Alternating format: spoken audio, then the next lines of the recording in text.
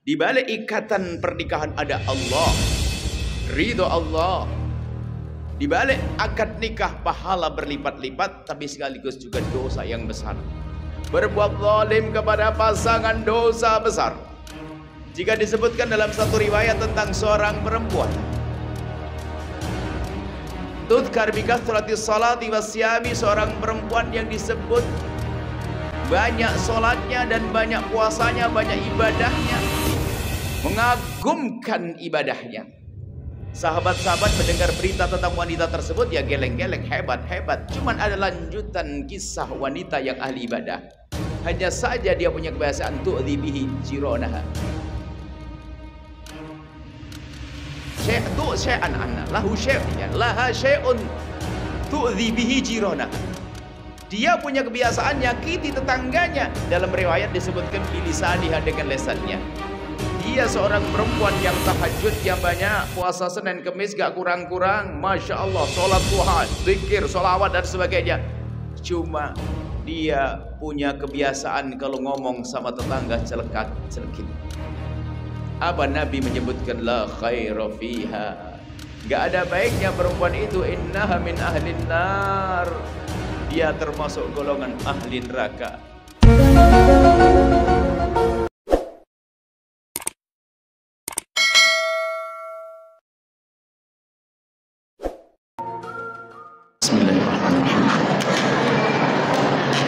Assalamualaikum warahmatullahi wabarakatuh.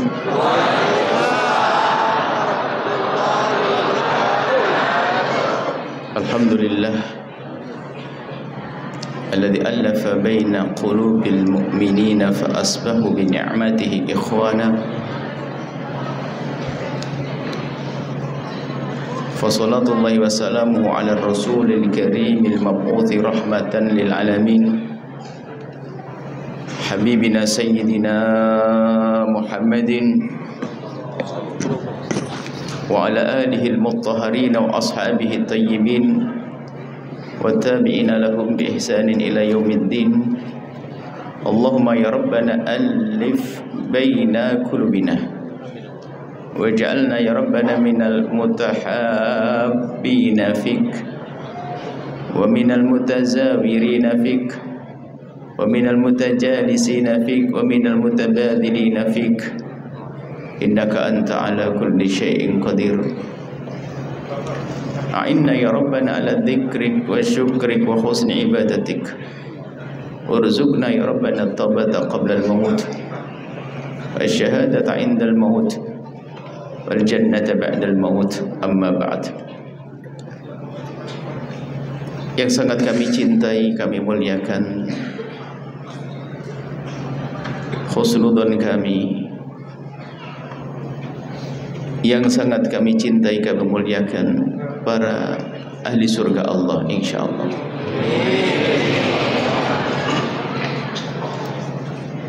Karena tidak akan memasuki taman surga dengan senang kecuali ahli surga. Dan masjid yang saat ini kita jadikan tempat menuntut ilmu menjadi taman surga Allah Subhanahu wa taala. Maka ayo kita hadirkan puji syukur yang sesungguhnya. Allah telah memilih kita di antara hamba-hamba yang lalai, di sela-sela kesibukan Anda. Bahkan ada juga yang sakit loh yang datang saat ini, ada yang sakit dengan kesibukan yang bermacam-macam, akan tapi berusaha untuk bisa hadir ke tempat ini karena tahu tempat ini saat ini adalah menjadi taman surga Allah Subhanahu wa taala. Dan semoga seperti Allah mempertemukan kita saat ini, mengumpulkan kita saat ini, Allah mempertemukan dan mengumpulkan kita kelak di surga. Di tengah-tengah kita ada Nabi Muhammad sallallahu alaihi wasallam. Dari ayat yang dibaca tadi, kuncinya adalah ta'liful qulub. Ta'liful qulub, mempertemukan hati. Fa'alafa baina qulubi, mempertemukan hati. Di saat kita dalam permusuhan, maka itu adalah dalam kehancuran. Maka nikmat agung yang Allah berikan kepada kita adalah di saat Allah pertemukan hati kita. Sehingga dengan dipertemukan hati ini kita berada dalam nikmat yang luar biasa. Hidup saling mencintai. Hidupnya orang yang saling mencintai itu banyak nikmatnya. Yang beli mobil tetangga, kita ikut senang. Yang bangun rumah tetangga, nggak pakai modal, kita ikut senang. Tapi itu si dia yang hidupnya dengan kebencian dan kedengkian, lihat tetangganya beli mobil, dia sakit hati. Maka ta'liful qulub, mempertemukan hati itu penting sekali. Dan baginda Nabi SAW di saat masuki kota Madinah, sebelum melakukan aktivitas apapun dalam dakwah dan perjuangan beliau, pertama kali yang dilakukan adalah mempertemukan hati. Mempertemukan hati kaum muhajirin dan kaum ansar. Setelah hati mereka bertemu, layak untuk berjuang. Maka malam ini pun kita harus bicara tentang mempertemukan hati. Hati siapa? Hati kita, ya jelas. Akan tapi kami ingin coba lebih khusus lagi. Ini adalah dalam silsilah. Semoga ada pertemuan lagi. Dan di pertemuan yang akan datang mungkin sekarang harus banyak istighfar karena barisannya kacau balau. Semoga Allah mengampuni. Dan biasanya saya tidak mau ngisi pengajian kecuali barisannya rapi. Majelis itu dibagi dua, dibelah. Sehingga sebanyak apapun perempuan tidak akan berdesakan dengan laki-laki. Bukan seperti ini. Mestinya begitu. Cuman hari ini dimaafkan. Tahun depan ya, karena itu dibelah itu karena apa? Supaya kalau laki ini berdesakan juga kaum laki, putri berdesakan juga. Jadi sebebasnya, desak-desakan pun adalah perempuan. Kalau ini benar, tapi semoga Allah mengampuni. Biar ada nur turun ke tempat ini nanti, insyaallah. Baik. Ta'liful qulub, mempertemukan hati. Kami hari ini ingin mempertemukan hatinya orang yang menjalin hubungan indah. Seharusnya hubungan suami istri, rumah tangga. Sebetulnya ini silsilah banyak, panjang. Kalau bicara tentang mempertemukan hati itu adalah ada orang tua dengan anak, suami istri, saudara dengan saudara. Ini perlu dibahas khusus, harus ada silsilah. Saudara dengan saudara, biarpun bapaknya sama, ibunya sama, ilmunya banyak, bakal menghafal Quran, rebutan waris ada loh ya. Mana ta'liful qulub, mempertemukan hatinya? Karena tidak pernah dipelajari dengan serius dengan hati. Hari ini kita akan belajar mempertemukan hati antara suami dan istri. Agar hidup indah di dalam rumah tangga, karena disitulah akan tumbuh generasi-generasi hebat. Bicara tentang pendidikan anak, jangan hanya bicara di sekolahan. Akan tapi di rumah harus menjadi madrasah pertama sebelum anak-anak kita masuk madrasah-madrasah yang lainnya. Pastikan rumah tangga Anda harus indah, hai hamba Allah. Jangan ditawar sedikit pun. Tidak ada kok. Tidak ada orang menikah itu niatnya begini. Ya Allah, aku mau menikah, ingin berantem dalam rumah tangga saya. Ada atau tidak? Yakin tidak ada?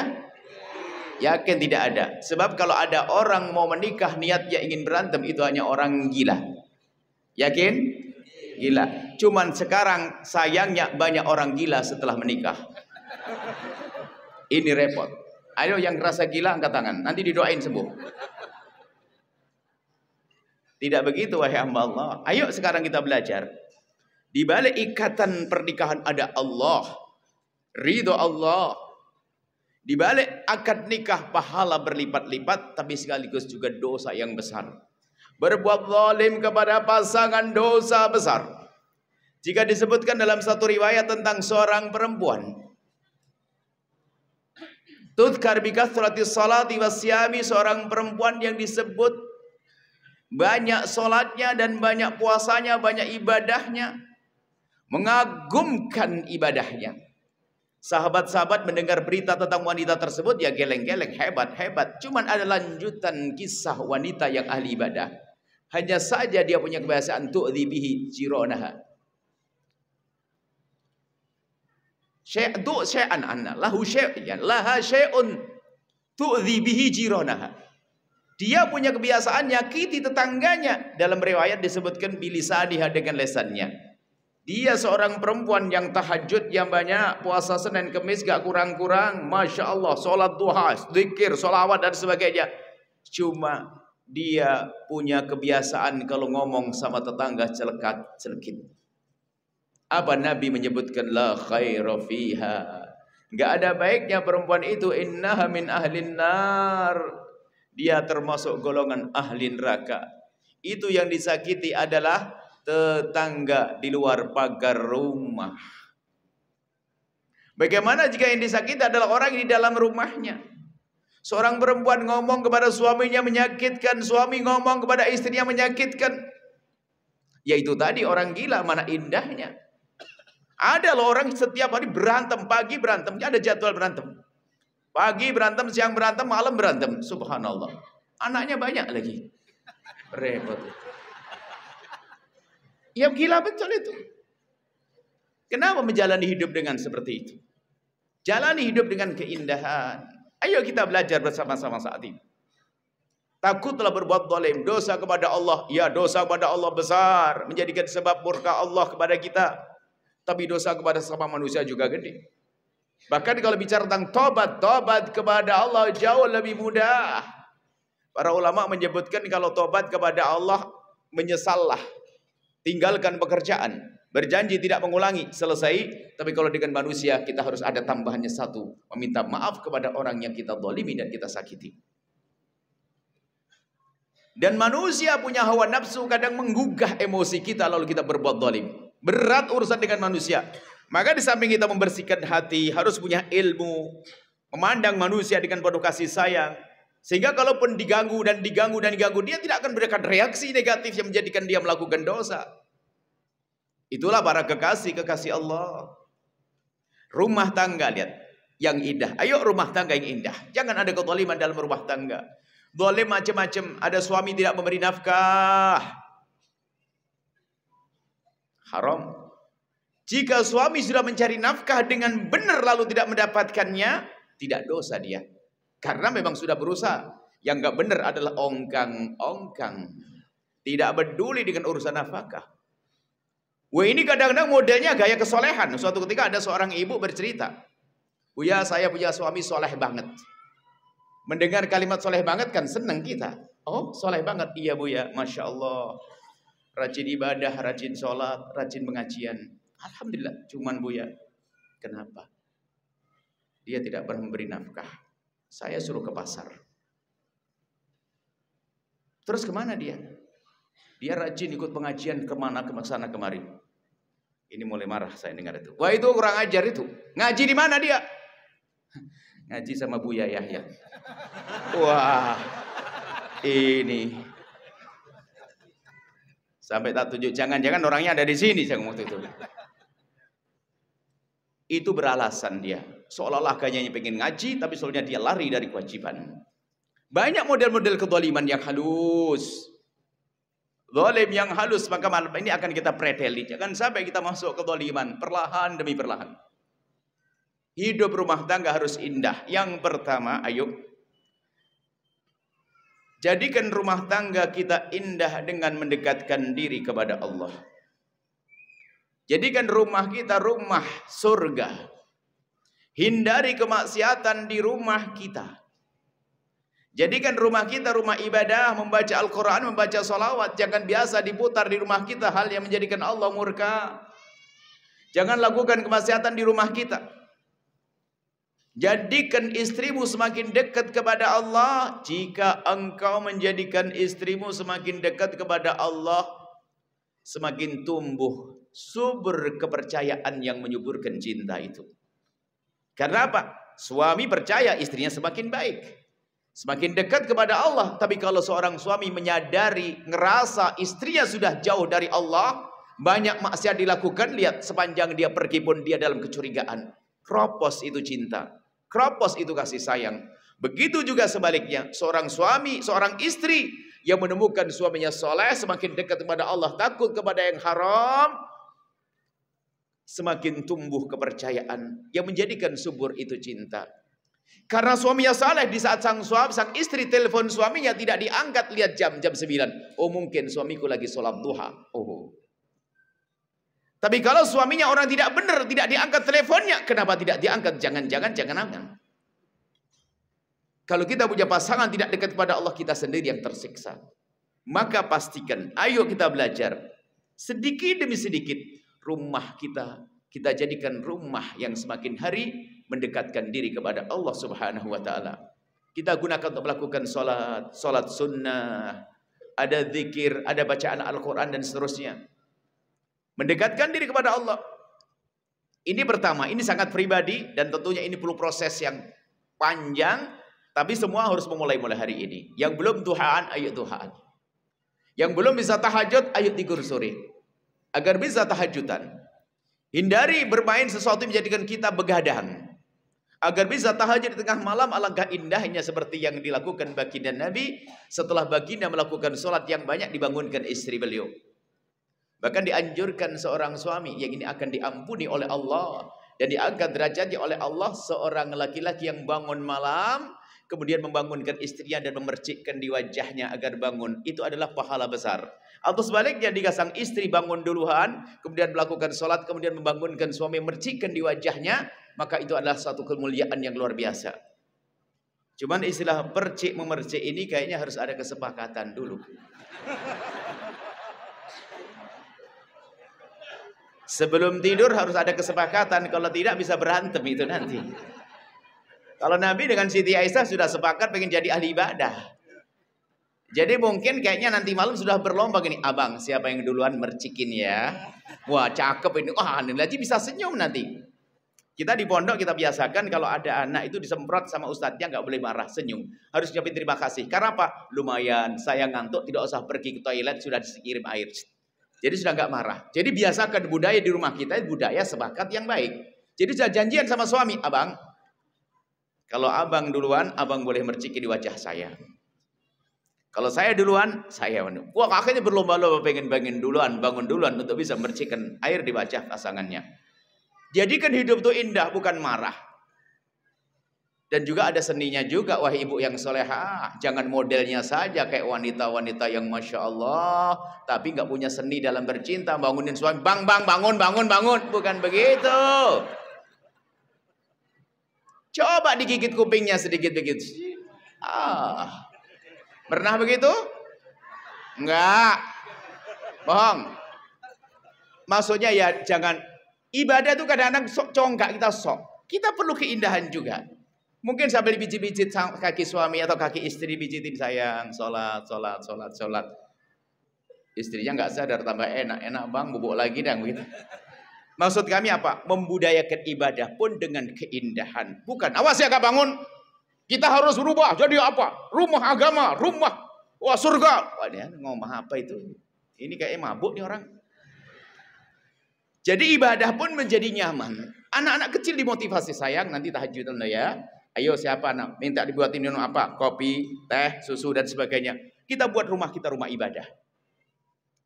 Ibunya yang nggak bisa baca Al-Quran pun bisa saja tiba-tiba anak yang sudah baca Al-Quran, anak soleh tadi ini. Misalnya apa? Sayang, Umi mau melihat kamu baca Al-Quran. Padahal Uminya nggak bisa, karena mungkin baca Quran kebalik juga barangkali. Pokoknya seneng dengar anaknya baca Al-Quran. Kami ingin budayakan budaya yang baik di rumah, ibadah, kebaikan. Hindari sesuatu yang menjadikan orang tidak beribadah. Kurangi megang handphone juga. Handphone itu mengganggu sekali, mengurangi ibadah. Ini yang kita sebut dan kita bahas di akhir. Jadi rumah kita budayakan rumah ibadah, rumah yang indah. Sehingga akan turun rahmat Allah Subhanahu wa Ta'ala. Budaya dengan anak-anak kecil, sholat. Anak-anak kita melakukan sholat berjamaah ke masjid. Yang di rumah perempuan-perempuan diajak sholat berjamaah di rumah mungkin. Membaca Al-Quran. Pokoknya dibuat seindah mungkin. Tolong jangan sampai gaya. Mengajak kepada kebaikan tapi gayanya congkak. Tidak diterima. Tapi ayo kita merubah rumah kita, rumah menjadi rumah yang indah, rumah surga dengan keindahan. Karena pesan ini harus disampaikan. Sebab ada orang harus sholat ya, tahajud. Awas ya kata tahajud, ini malasan tuh ada. Dengan anak begitu kan, sakit hatinya. Dia pun kalau melakukan sebuah kebaikan hanya karena terpaksa ada bapaknya. Besok bapaknya pergi, merdeka, merdeka. Menyuruh anak pakai kerudung dengan kelembutan. Menyuruh anak menutup aurat dengan keindahan. Menyuruh istri menutup aurat dengan keindahan. Islam diantarkan dengan keindahan. Baik ini dengan Allah. Kemudian yang kedua, jadikan rumah tanggamu indah dengan berbakti kepada orang tua. Rumusnya sederhana, barangkali rumus ini jarang dibaca, atau ada orang membaca tapi cara bacanya salah. Baca rumus ini dengan benar. Rumusnya sederhana. Hei suami, ajari istrimu agar semakin baik dengan bapak ibunya. Jangan salah baca rumus. Hei istri, ajari suamimu agar semakin baik dengan bapak ibunya, bukan ibumu. Kita selama ini baca rumusnya salah. Hei istriku, hormati ibuku. Dari mana rumus itu? Rumusnya sederhana, wahai suami, ajari istrimu agar semakin baik dengan bapak ibunya, bukan ibumu. Wahai istri, ajari suamimu agar semakin baik dengan bapak ibunya. Buahnya apa, wahai suami? Jika istrimu itu seorang yang berbakti kepada ibu bapaknya, maka dia adalah wanita solehah yang engkau layak menitipkan benih di rahimnya. Coba kalau dia perempuan yang kurang ajar sama bapak ibunya, Anda akan menitipkan benih di rahimnya, akan jadi manusia yang jahat sama Anda. Pahami makna ini. Wahai istri, jika suamimu itu adalah suami yang sangat baik dengan bapak ibunya, dia adalah suami yang soleh, layak menitipkan benih di rahimmu. Cuman rumus ini jarang dipakai. Ada seorang istri melihat suaminya transfer ke ibunya sendiri, marah-marah.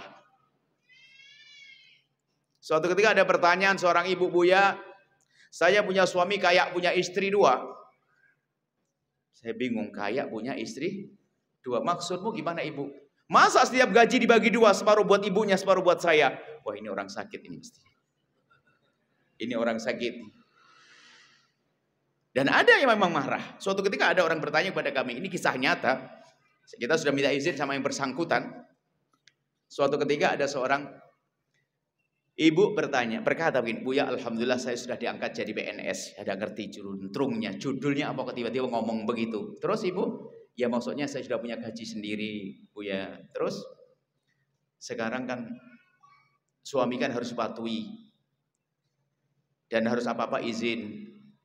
Gini Buya, saya itu punya ibu penjual sayur di pasar, fakir ibu saya. Setelah saya bisa dapat gaji ini, gimana hukumnya kalau saya memberikan uang kepada ibu saya, Buya, tanpa izin suami? Kami bertanya, ibu uang siapa ini? Uang saya sendiri, Buya. Bukan uang suami? Bukan. Jika uangnya ibu bagi-bagi orang di pasar pun boleh. Apalagi diberikan pada ibunya, ibu sendiri. Tanpa izin. Ya tanpa izin memang duitmu. Yang nggak boleh duit suami.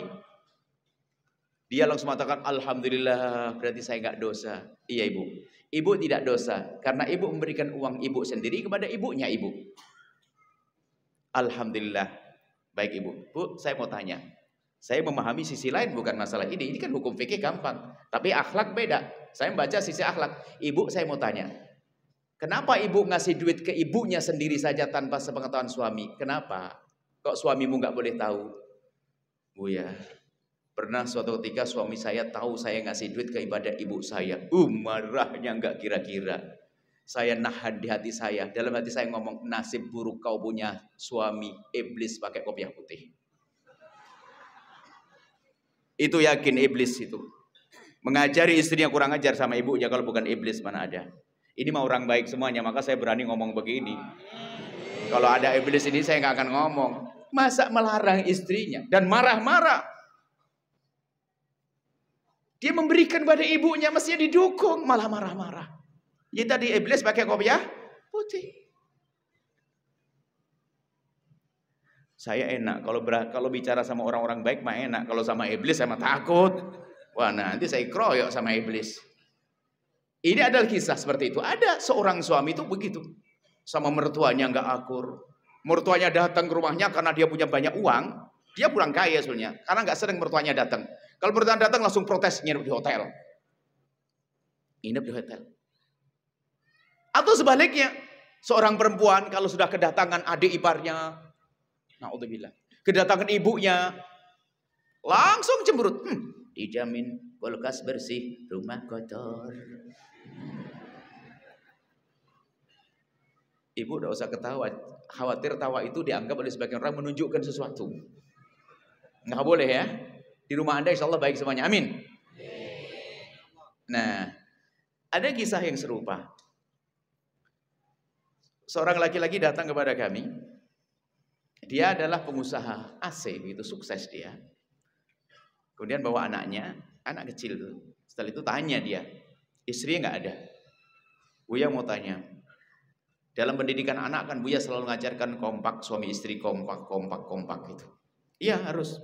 Jangan sampai suaminya, bapaknya ngelarang, ibunya ngizini. Kan biasanya begitu pendidikan anak. Ini bab lain, Bu. Ibunya tegas, keras. Bapaknya ngendengin. Ibunya marah-marah, tanya Pak, nah lewat pintu belakang, sudah bapak buka belakang. Ini kan ada gitu tuh.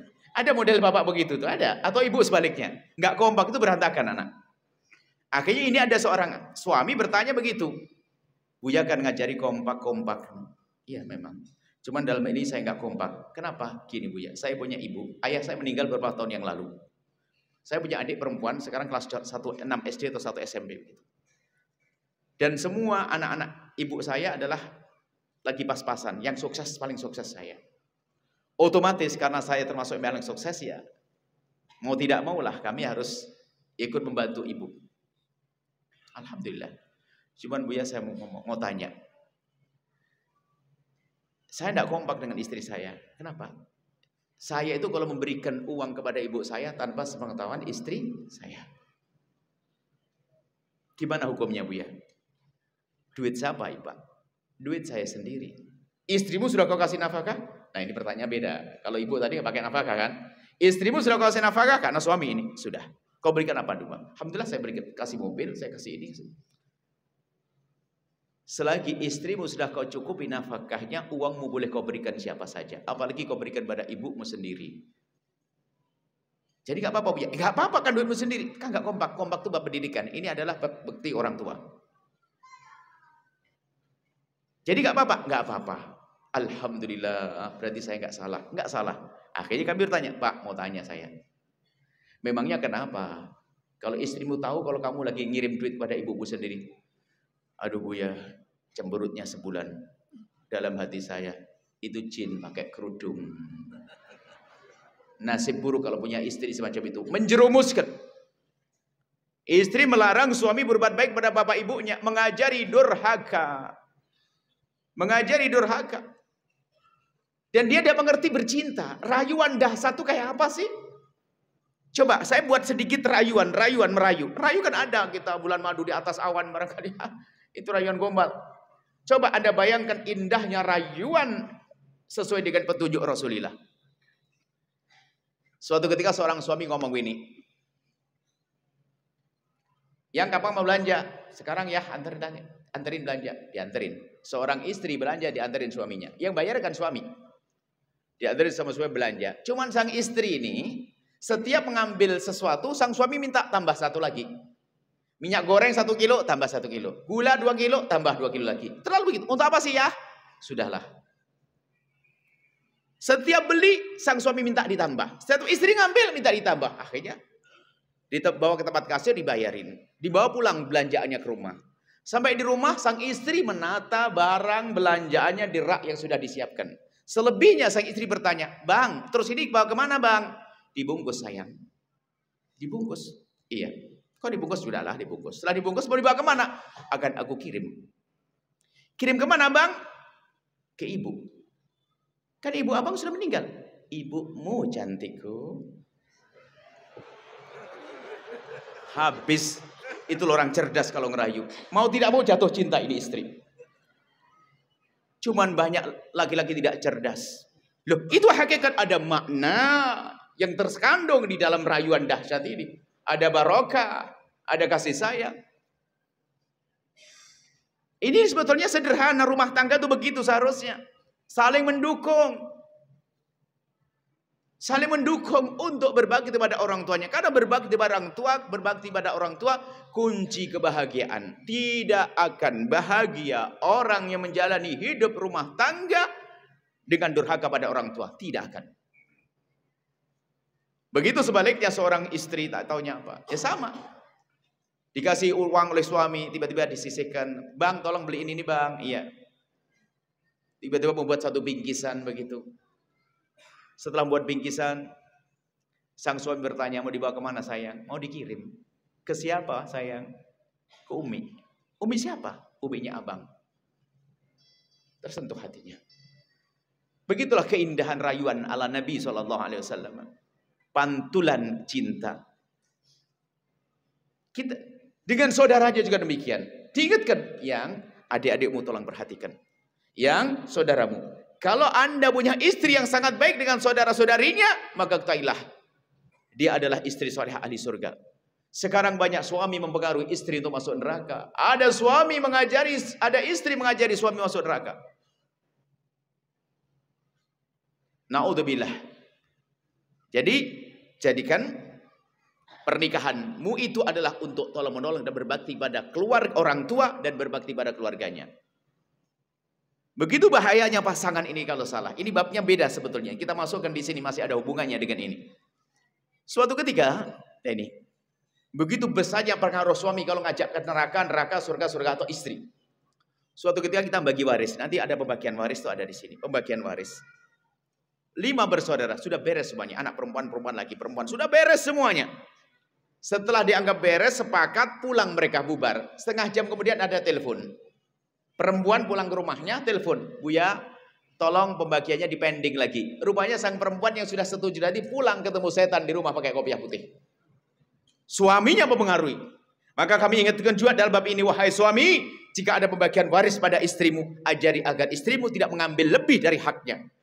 Bahkan Anda pun harus marah kalau ternyata mereka berbuat jahat. Karena apa? Kalau istrimu itu jahat dalam urusan waris dengan saudaranya, dia istri perusak. Merusak rumah tangga Anda. Rumah tangga Anda akan gersang panas karena dia membawa petaka. Begitu sebaliknya. Wahai istri, jika ada suamimu pembagi waris atau lagi pembagian waris, ajari agar jujur, tidak mengambil lebih dari haknya. Cuman biasanya pasangan saling mengajari untuk masuk neraka. Ini adalah ahli surga semuanya. Amin. Saling mengingatkan. Ini yang kedua. Sebetulnya poinnya ada 10. Kalau 10 sampai pagi nanti. Kami hanya sampai 3 saja. Nanti lanjutkan pertemuan yang akan datang insyaallah. Yang ketiga. Tolong inilah mulai hari ini sudah mulai mengajari pasangannya untuk berbuat baik dengan keluarganya dan saudaranya. Keluarganya dan orang tuanya. Ada keberkahan di balik itu semuanya. Kan dijanjikan. Itu namanya silaturahim. Silaturahim mau diberi apa? Dipanjangkan umurnya. Dilapangkan rezekinya, diberkahi hidupnya. Diberkahi hidup kan enak. Dan indah, hidup dengan cinta itu indah, bukan dengan permusuhan. Ke rumah mertua enak, ke rumah ibu sendiri enak. Allah. Tidak ada permusuhan. Yang ketiga adalah, sekaligus penutup, karena nanti ada barangkali ada tanya jawab dan sebagainya. Jaga mata, wahai hamba Allah. Jaga mata. Allah berfirman, kullil mu'minina yaghuddu min absarihim. Katakan kepada orang-orang yang beriman agar menjaga matanya. Jangan dianggap sepele. Itu biasa mengurangi cinta, mengurangi kepuasan, mengurangi kesenangan. Wa kullil mu'minati yaghuddna min absarihin. Katakan kepada para wanita itu untuk menjaga matanya, tutup matanya untuk tidak melihat yang haram. Hari ini perlu kami sampaikan dengan bahasa yang berbeda. Kalau dulu ghaddul basar kan begini, tidak melihat. Akan tapi hari ini tidak melihat aurat-aurat itu. Akan tapi sekarang kita perluas ghaddul basar, menjaga mata dari melihat sesuatu yang membangkitkan syahwat di handphone, di internet.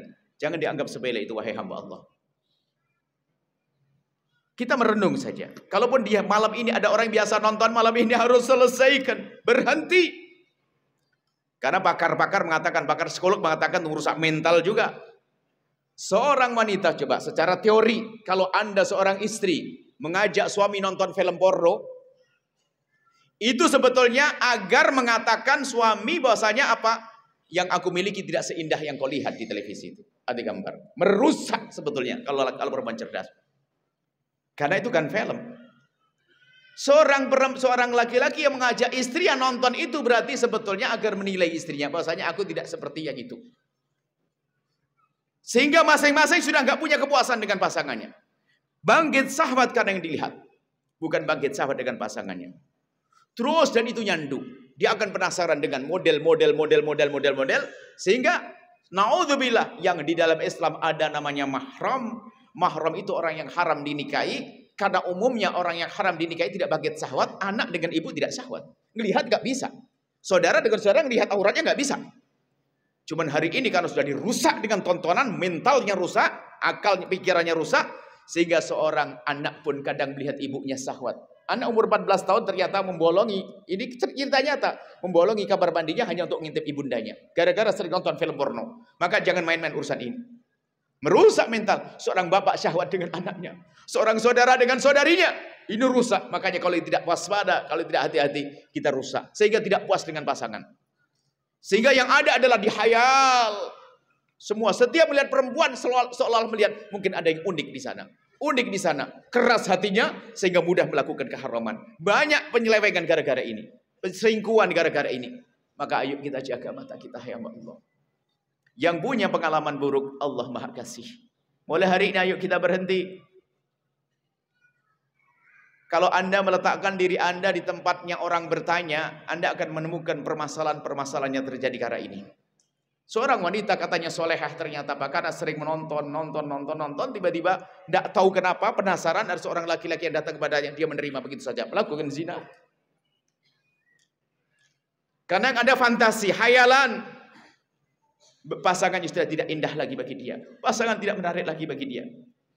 Dan Anda bisa tanya pakar-pakarnya itu, pakar psikolog deh, sebelum bicara tentang agama. Dan ini nyandu, orang ngantuk, capek ngelihat itu nggak akan puas. Terus akan terus. Dan takutlah kepada Allah, Allah melihat kita.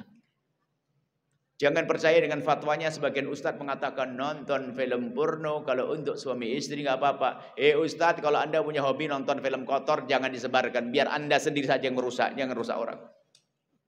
Ini bahaya. Kami sampaikan menghilangkan keindahan dalam rumah tangga. Menjadikan orang menjadi tidak puas dengan pasangannya. Sampai kadang seorang perempuan berkata, Buya, apakah boleh kalau saya lagi digauli suami saya membayangkan seorang laki-laki? Ini adalah pertanyaan nyata ini. Hakikat.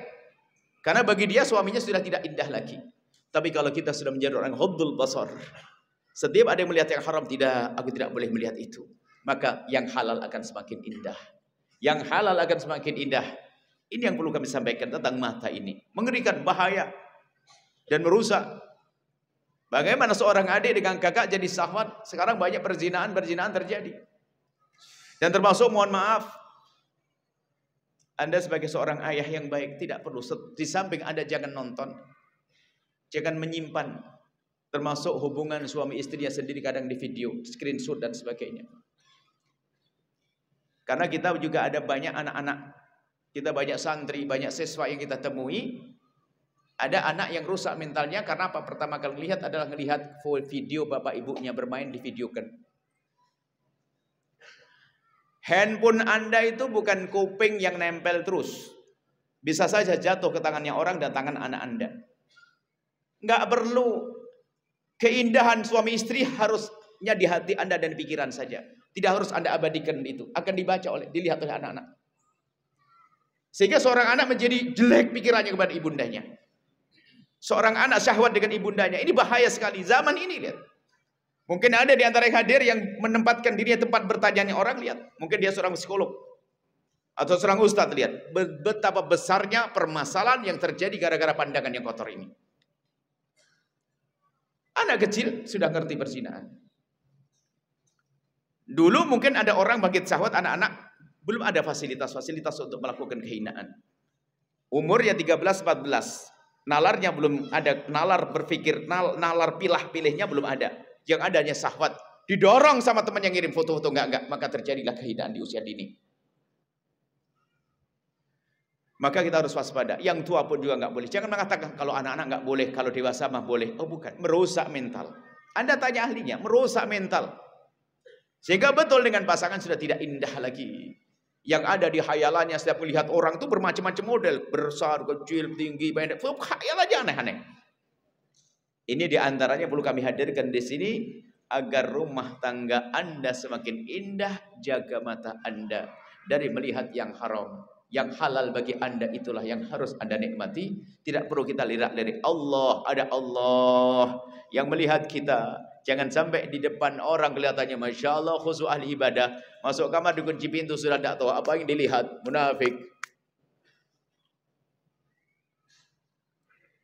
Bahkan seorang anak menangis dan berkata, ayah saya sudah tidak pernah malu-malu lagi kalau nonton film begituan. Gila sudah. Ada seorang anak menangis. Menangis tentang ayahnya, ngadu pada kita.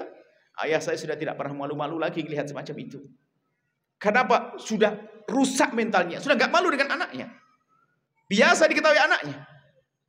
Tidak waspada lagi karena sudah rusak, mentalnya rusak. Semoga Allah mengampuni. Yang sudah pernah kepleset dalam pandangan-pandangan kotor, semoga Allah mengampuni. Dan mulai hari ini ayo kita menjaga handphone Anda adalah amanah dari Allah. Jangan digunakan untuk hal-hal yang tidak baik. Gunakan untuk telepon yang baik. Kalau dengar video-video yang baik, bukan untuk melihat hal-hal yang kotor, hal yang membangkitkan syahwat, hal yang merusak keindahan dalam rumah tangga kita. Ini saja mungkin 3 hal yang kami sampaikan pada kesempatan ini. Ada yang mau ditanyakan, bersilahkan.